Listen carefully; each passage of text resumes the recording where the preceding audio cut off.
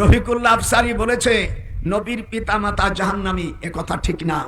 আল্লাহর হাবিব সাল্লাল্লাহু আলাইহি সাল্লাম ওনার আম্মা আব্বার কবর যখন জিয়ারত করতে যায় তখন আয়াতে কারিমা নাযিল হয়, মুআজ্জিবিনা হাত্তা নাবআসা রাসূলা।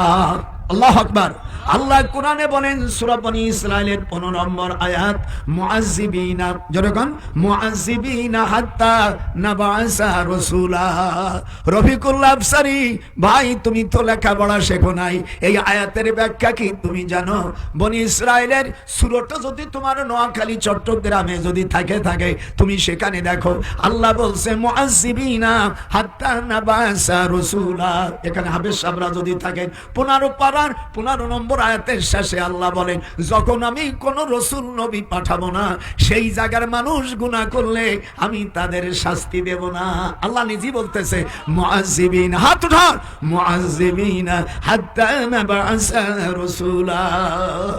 এই আয়াতটা তুমি যদি তাফসীর জানতা তাহলে এই রকম বাটপাড়ি কথা বলো না। হুজুর সাল্লাল্লাহু আলাইহি সাল্লামের আব্বা আম্মাকে আল্লাহ জীবিত করেছিলেন, তারপরে উনি কলেমার তালকিন দিলে আবার কবরে চলে যায়। মদিনা শরীফ থেকে খয়বার যাওয়ার রাস্তায় ডান পাশে আসবার সময় ডান পাশে, যাওয়ার সময় বাম পাশে, এই আবওয়া পল্লীতে আমার রসুলের আব্বা আম্মা ওখানে কবর, হুজুরের আম্মার কবর আবওয়া পল্লীতে।